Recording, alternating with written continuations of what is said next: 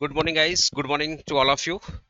दोस्तों हम लोग यूनिट 3 स्टार्ट कर रहे हैं विच इज नेचुरल रिसोर्सेस। ठीक है, ऑलरेडी मैंने ये देखो आपको जितना भी की पॉइंट है ऑलरेडी मैं मार्क कर दे रहा हूँ, जिससे आपको बस चीज़ों को की पॉइंट को ध्यान में रखना है, मतलब वीडियो को देखना है, अच्छे से वो रिवाइज करना है।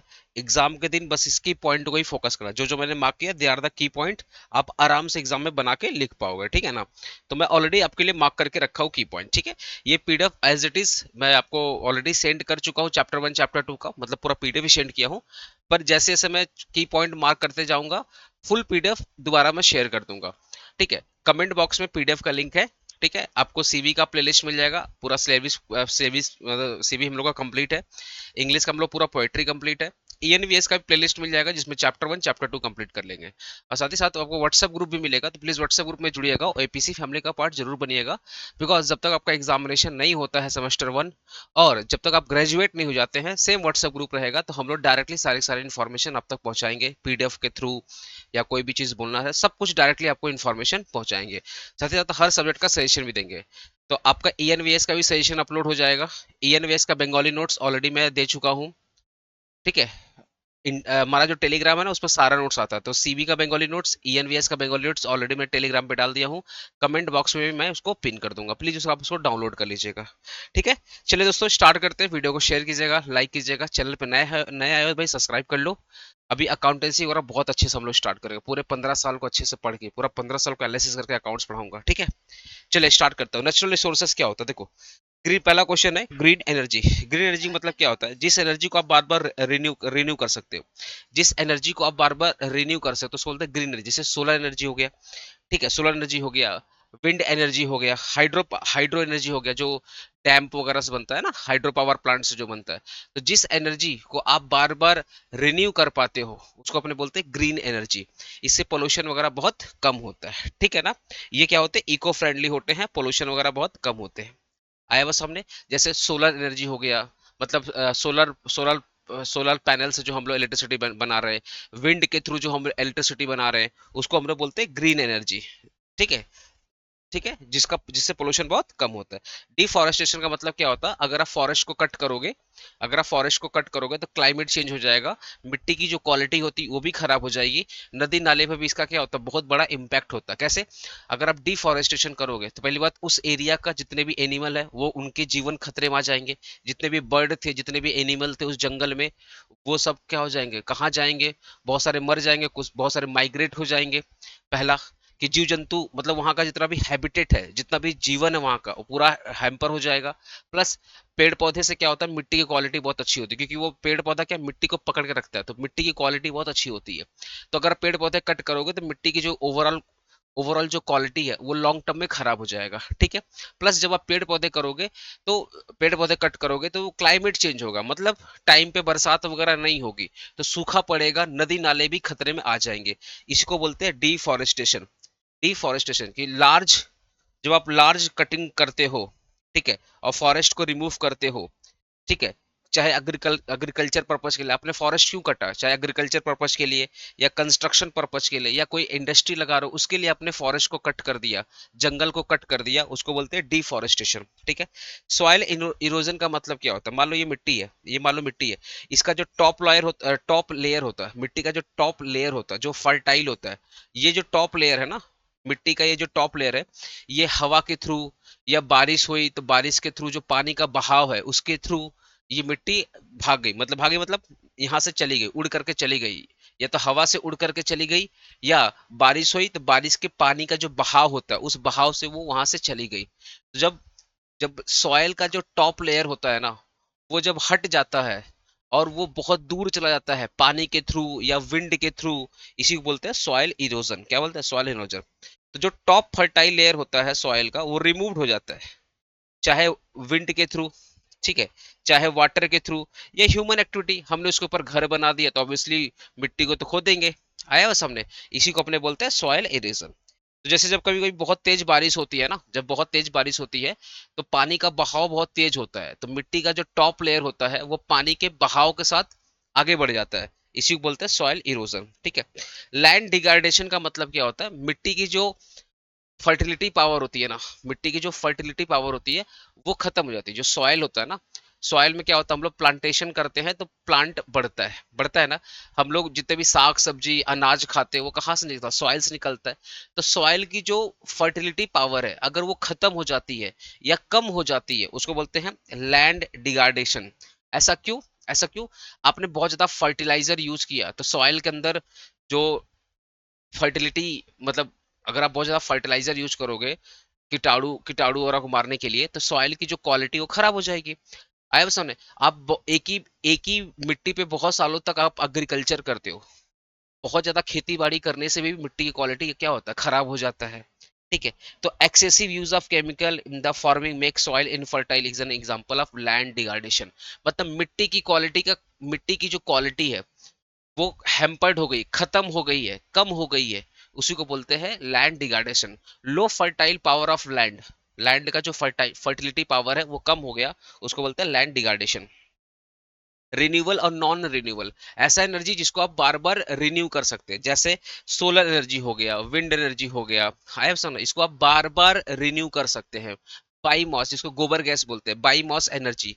ठीक है। जो काऊ डंक होता है, गाय का जो गोबर होता है या भैंस का जो गोबर होता है, ठीक है, उसको क्या करते हैं, गोबर गैस एक प्लांटेशन टाइप का होता है, उसके थ्रू हम लोग क्या एनर्जी बनाते हैं, एनिमल का जो वेस्ट होता है उससे हम लोग क्या बनाते हैं, एनर्जी बनाते हैं, उसको बोलते हैं गोबर गैस के थ्रू।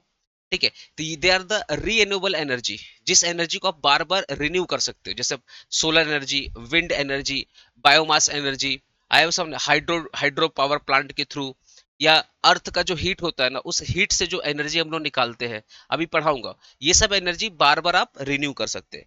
नॉन रिन्यू का मतलब क्या होता है, ऐसा एनर्जी जो लिमिटेड है, जिसको आप बार बार रिन्यू नहीं कर पाओगे और ये लॉन्ग टर्म में खत्म हो जाएंगे, जैसे कोल हो गया, पेट्रोल हो गया, डीजल हो गया, they are the non renewable energy. जैसे coal, petrol, they are the non renewable energy. ठीक है।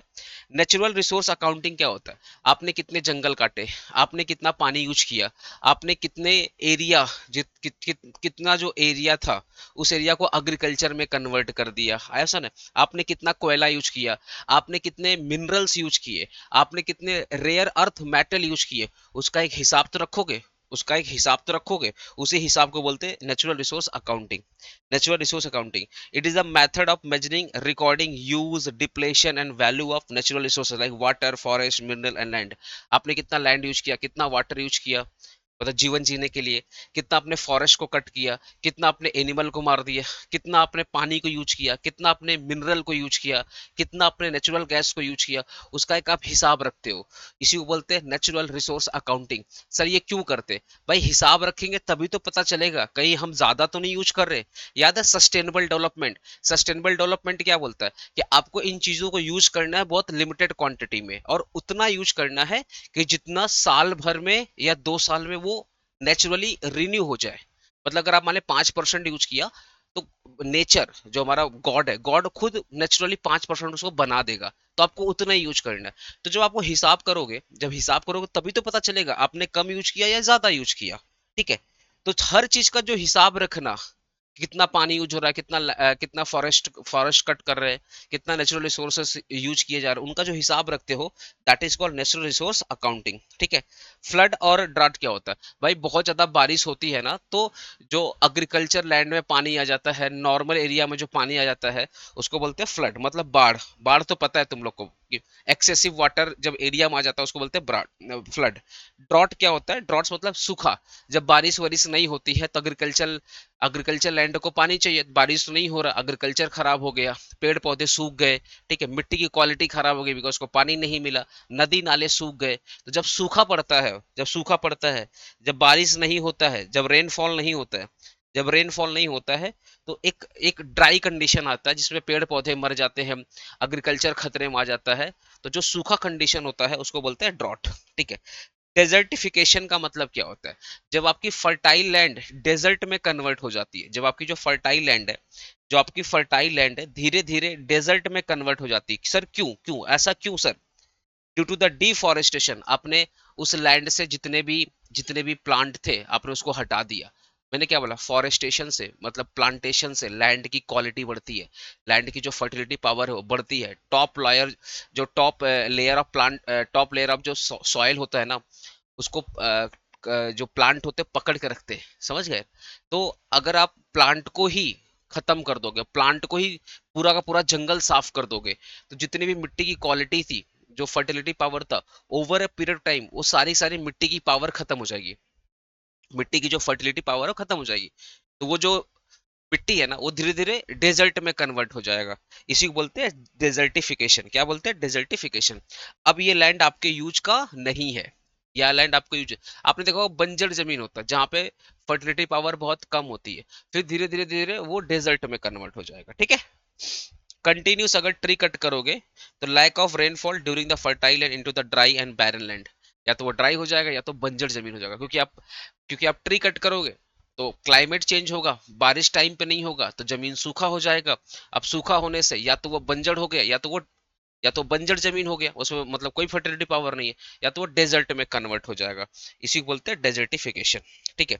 दो कारण क्या है डेजर्टिफिकेशन का? पहला है अगर आपने बहुत ज्यादा जंगल काट दिया, इसको बोलते हैं डिफॉरेस्टेशन। दूसरा ओवर गेजिंग। ओवर गेजिंग मतलब क्या है? मान लो ये लैंड है, ठीक है, ये लैंड, इसमें बहुत सारे ग्रास है, बहुत सारे ग्रास है। अब मान लो यहाँ पे काऊ आया, ग्रास को खत्म कर दिया, गोट आया, ग्रास को खत्म कर दिया, रैबिट आया, ग्रास को खत्म कर दिया, यहाँ से बफेलो आया, ग्रास को खत्म कर दिया। तो जो ग्रास उग रही है, जो ग्रास उग रही है उसको जितने भी एनिमल्स हैं उसको खा जा रहे हैं। तो धीरे धीरे धीरे धीरे धीरे वो ग्रास क्या हो जाएगी? खत्म हो जाएगी। जैसे ही ग्रास खत्म हो जाएगी, अब उसकी जो, क्योंकि ग्रास क्या है? प्लांट है। अब इसलिए प्लांट अगर खत्म हो जाएंगे तो सेम चीज, अगर प्लांट खत्म हो जाएंगे तो जो मिट्टी की जो टॉप लेयर क्वालिटी है वो खत्म। खत्म। अब उसके वजह से क्या हो, जो लैंड की जो क्वालिटी है वो खत्म। तो धीरे धीरे क्या हो जाएगा? वो इनफर्टाइल लैंड होगा, और इनफर्टाइल लैंड के वजह से या तो वो बैरन लैंड मतलब या तो बंजर बनेगा, नहीं तो वो डेजर्ट बन जाएगा। ठीक है। तो दो कारण है इसके, डिफॉरेस्टेशन एंड ओवरगेजिंग, मतलब एनिमल वगैरह ज्यादा उसको यूज कर रहे हैं। ठीक है। विंड एनर्जी का मतलब क्या होता है? Best suited site for the harnessing wind energy, give two demerit of using wind energy. पहला, विंड एनर्जी का मतलब क्या होता है? आपने देखा बड़े बड़े पवन चक्की आपने देखोगे जिसके बहुत बड़े पंख होते हैं, बहुत बड़े बड़े पंख होते हैं, ठीक है ना, बहुत बड़े बड़े पंख होते हैं। उसमें क्या होता है ना, विंड में क्या होता है? काइनेटिक एनर्जी होता है। जो विंड होता है ना उसमें काइनेटिक एनर्जी होता है। तो वो जो बड़े बड़े पंख होते हैं वो ऐसे धीरे धीरे घूमते हैं, तो हमें लगता है वो धीरे धीरे घूमते हैं, पर ऐसा नहीं है। उस पंख के पीछे में देखना उसका एक बहुत बड़ा ऐसे राउंड बेस होता है। ठीक है। उसमें ना, उसमें टरबाइन ये होते हैं, बेसिकली बोल सकते हैं टरबाइन मोटर होते हैं। टरबाइन मोटर, तो ये क्या होता है? ये एक बार में घूमता है। ऐसे हमें लगता है ना ये धीरे धीरे धीरे धीरे एक बार में घूम रहा है, लेकिन जो टरबाइन होता है उसके अंदर जो मोटर होता है वो बहुत तेजी से घूमता है। बाहर दिखता है धीरे धीरे घूम रहा है, ठीक है, अंदर में जो टरबाइन मोटर होता है वो बहुत तेजी से घूमता है। तो वो क्या करता है? विंड के अंदर जो काइनेटिक एनर्जी होता है उस काइनेटिक एनर्जी को कन्वर्ट कर देता है इलेक्ट्रिसिटी में। इसी को बोलते हैं विंड एनर्जी। कि जो पवन चक्की है, जो बड़े बड़े पंख होते हैं देखना, खुले एरिया में या समुद्र के एरिया में या जितने भी पहाड़ी इलाका होते हैं जहाँ पे हवा बहुत तेज होती है, वहां पे बहुत पवन चक्की लगे रहते हैं, मतलब विंड विंड प्लांट लगे रहते हैं। तो वो धीरे धीरे घूमता। सर धीरे धीरे क्यों घूमता? कि अगर वो तेजी से घूमेगा ना टूट जाएगा। मतलब एक तो इतना भारी होता है, इतना बड़ा होता है, वो आपको मतलब हम लोग मोबाइल वगैरह में छोटा लगता है, बहुत बड़ा होता है, बहुत बड़ा होता है। इसलिए वो धीरे धीरे घूमता है, पर उसके अंदर जो मोटर होता है ना वो बहुत तेजी से घूमता है। तो विंड का जो काइनेटिक एनर्जी है ना उसको वो अब्सॉर्व करता है और उस काइनेटिक एनर्जी को इलेक्ट्रिसिटी में कन्वर्ट कर देता है। इसी को बोलते हैं विंड एनर्जी। ये क्या होता है? रीन्यूएबल होता है, इसको बार बार आप बना सकते हैं। विंड खत्म होने वाला नहीं है भाई, इसको आप बार बार बना सकते हैं, और इससे कोई पोल्यूशन वगैरह नहीं होता है। ठीक है। बेस्ट सूटेड साइट क्या है? ऑब्वियसली जितने भी समुद्री इलाका है वहां पे हवा बहुत तेज होती है। जहां पे हवा बहुत तेज है वो सबसे बेस्ट साइट होता है ये विंड एनर्जी के लिए। ठीक है। तो कोस्टल एरिया हो गया, समुद्री इलाका, जितने भी माउंटेन एरिया है वहां पे हवा बहुत तेज चलती है, तो विंड एनर्जी वहां पे ज्यादा यूज, वहां पे विंड से इलेक्ट्रिसिटी बहुत ज्यादा जनरेट होगा। ठीक है। जितने भी प्लेन, ओपन प्लेन, मतलब जितने भी प्लेन एरिया होते हैं, खुला आसमान जो होता है, जहाँ पे होता है ना पूरा दूर दूर तक, दूर दूर तक सिर्फ खेत बाड़ी है या जंगल टाइप का है, तो जहाँ पे प्लेन एरिया बहुत ज्यादा है, मतलब पहाड़ वहाड़ नहीं, बहुत सारा प्लेन एरिया जहाँ पे हवा बहुत तेज है, तो वहां पर भी ये विंड एनर्जी अच्छा बनता है। फिर ऑफ शोर एरिया मतलब समुद्र के किनारे, तो कोस्टल एरिया बेसिकली क्या होता है, समुद्र के आसपास के एरिया, पता है। और ऑफ शोर का मतलब क्या होता है, जो सी एरिया होता है ना, नियर द कोस्ट, मतलब कोस्ट और सी एरिया, मतलब जो सी के पास में, सी के पास में जो एरिया होता है ना, उसको बोलते हैं ऑफशोर एरिया। तो कोस्टल एरिया, सी एरिया बहुत अच्छा प्लेस होता है विंड एनर्जी के लिए। और area with high speed wind, ऐसा एरिया जहाँ पे हवा नेचुरली बहुत तेज है, ऐसा एरिया जहाँ पे हवा नेचुरली बहुत तेज है, वहां पर भी विंड एनर्जी बहुत अच्छा बनती है। तो कौन से टॉप साइट है, coastal area, offshore area, mountain hilly area, ठीक है, प्लेन एरिया, और जहाँ पे ऐसा एरिया कि जहाँ पे नेचुरली हवा बहुत तेज चलती है। तो क्या होता है, ये जो पवन चक्की होते हैं ना, ये धीरे धीरे घूमते हैं, उसके अंदर जो टरबाइन मोटर होता है वो बहुत तेजी से घूमता है, और काइनेटिक एनर्जी को कन्वर्ट कर देता है इलेक्ट्रिसिटी में, इसी को बोलते हैं सोलर एनर्जी, ठीक है। अच्छा, इसी को बोलते हैं विंड एनर्जी, ठीक है, इलेक्ट्रिसिटी फ्रॉम विंड एनर्जी, ठीक है। इसका डीमेरिट क्या है भैया, इरेगुलर सप्लाई ऑफ विंड, जो विंड है कभी चलता है कभी नहीं चलता, तो पहला डीमेरिट है कि कंप्लीटली ये जो पवन चक्की है, ये जो मोटर है, कंप्लीटली डिपेंड करता है विंड पे। तो कभी विंड तेजी से चलता है, कभी विंड धीरे चलता है, कभी विंड चलता ही नहीं, तो भगवान जानेंगे कब चलाना कब नहीं चलाना है। तो रेगुलर सप्लाई, विंड की जो सप्लाई होती है वो रेगुलर नहीं होती, कभी तेज होती है कभी कम होती है। तो पहला डीमेरिट। दूसरा, हाई इंस्टॉलेशन कॉस्ट, बहुत महंगा होता है। ये जो विंड के थ्रू जो इलेक्ट्रिसिटी बनता है ना, तो वो जो बड़े बड़े पवन चक्की होते हैं, जो पंख होते हैं ना, और टरबाइन टरबाइन मोटर होता है, इसकी कॉस्ट बहुत ज्यादा आता है, इसकी जो इंस्टॉलेशन कॉस्ट है बहुत ज्यादा है, तो ये इसका क्या है, डीमेरिट है, ठीक है। डिफरेंट सोर्स ऑफ, क्या बोला, discuss the different alternative source of energy. Alternative का मतलब क्या, कोयला का अलावा, पेट्रोल का अलावा, डीजल के अलावा और क्या क्या एनर्जी है। जैसे पहला सोलर एनर्जी है, जो सोलर पैनल प्लांट से आता है। विंड एनर्जी है। हाइड्रो इलेक्ट्रिक मतलब होता है, जितने भी डैम्स होते हैं ना, डैम डैम जितने भी डैम होते हैं, ठीक है, वहां पे क्या होता है, पानी को इकट्ठा करते हैं, वहां से जो इलेक्ट्रिसिटी बनता है, तो डैम के थ्रू जो इलेक्ट्रिसिटी बनता है ना। आपने देखा होगा भाखड़ा, जितना बांध होते हैं ना, बांध हिंदी में बोलते हैं बांध, और इंग्लिश क्या होता है, डैम। वहां पे क्या होता है, पानी स्टोर करते हैं और उसके थ्रू हम लोग इलेक्ट्रिसिटी बनाते हैं। तो हो गया solar energy, wind energy, hydro electric energy. Biomass, वही जो गोबर गैस मैंने बताया ना, कि काऊ का जो डंक होता है, जो भैंस का जो डंक होता है, ठीक है, उसके थ्रू इलेक्ट्रिसिटी बनता है, उसके थ्रू एनर्जी बनता है। ये जो नेचुरल गैसेस होते हैं ना, उसके थ्रू ही बनते हैं। इसको बोलते हैं बायोमास एनर्जी। बायोमास एनर्जी, खाना वाना भी उससे बन जाता है।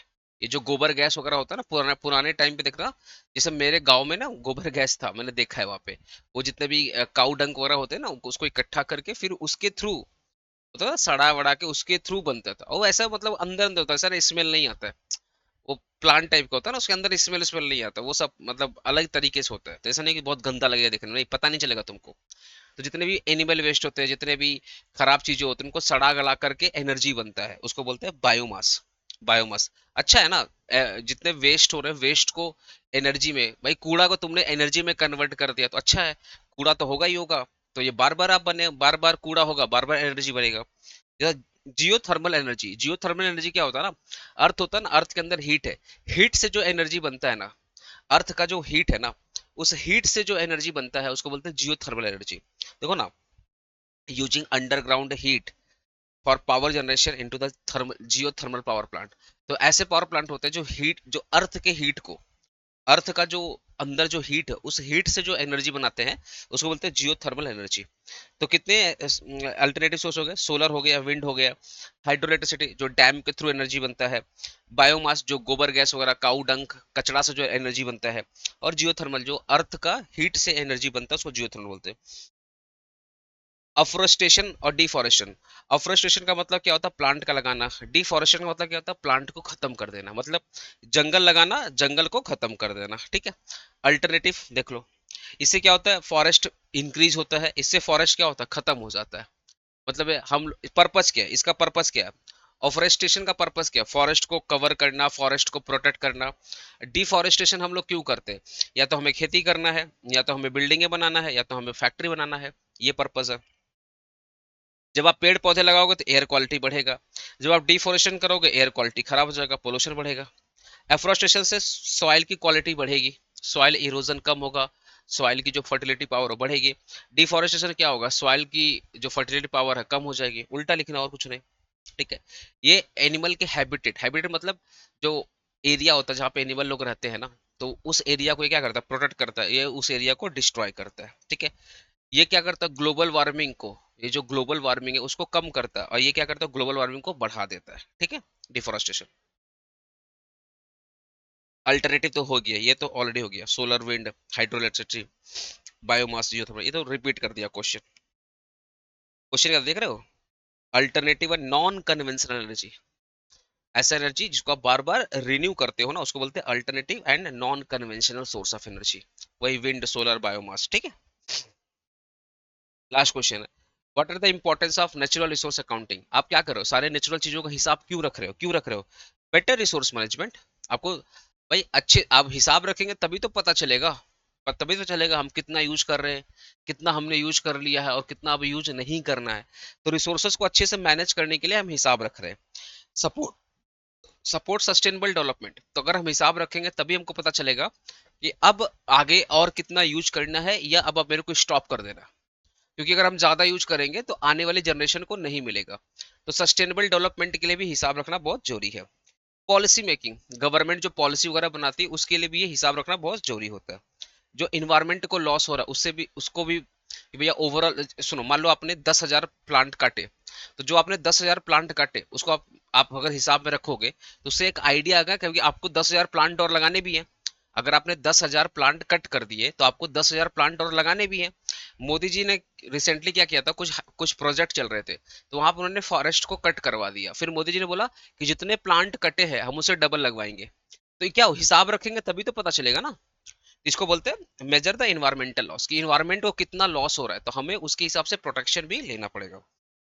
अब प्रमोट द कंजर्वेशन अवेयरनेस, आपको ये सब चीजें अवेयर करने के लिए बताई जाती है। वही हिसाब कि आपने इतना एनर्जी, इतना प्लांट, इतना वाटर, इतना ये सब यूज कर लिया, अब आपको ज्यादा यूज नहीं करना है, इससे बहुत इन्वायरमेंट को लॉस होगा। तो लोगों को अवेयर करना भी कि रिसोर्सेस को सेव करो।